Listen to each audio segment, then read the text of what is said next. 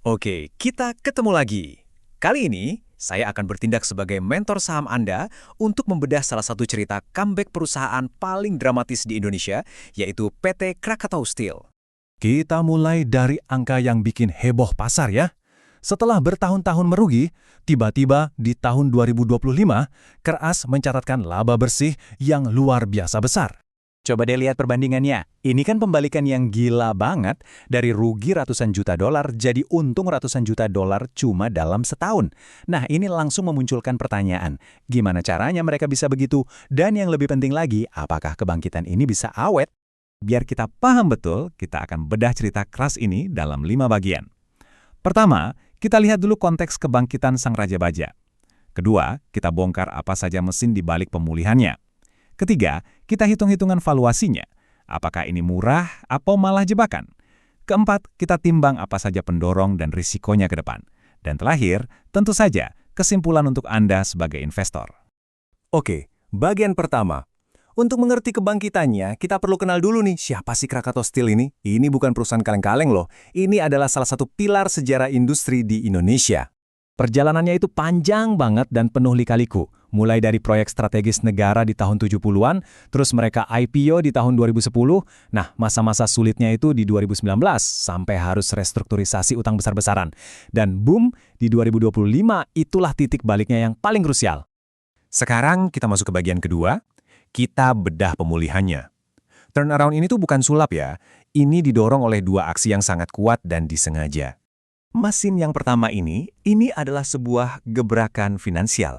Mereka berhasil negosiasi sama bank untuk, ya bisa dibilang, memotong sebagian utang mereka. Ini langsung jeger, mendongkrak laba mereka di catatan akuntansi. Dan ini efek jangka panjangnya gila sih.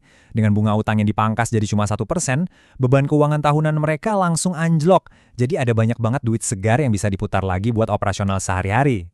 Mesin kedua ini ibarat infus darurat dari orang tuanya, yaitu pemerintah Indonesia melalui Danantara. Ini benar-benar jadi penyelamat di saat yang paling genting. Nah, suntikan modal ini nggak asal-asalan loh.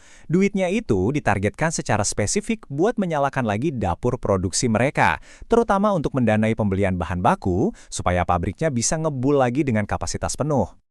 Oke, sekarang kita masuk ke bagian yang paling ditunggu-tunggu para investor, valuasi. Kondisi keuangannya memang sudah kelihatan lebih sehat. Tapi, pertanyaan utamanya sekarang adalah, apakah harga sahamnya ini murah beneran atau jangan-jangan cuma jebakan? Yuk kita coba hitung-hitungan ala investor fundamentalis yang sedang mencari nilai sejati dari sebuah perusahaan. Pertama, kita lihat nilai buku per saham atau BVPS. Gampangnya, ini tuh nilai aset perusahaan di atas kertas kalau dibagi per lembar sahamnya.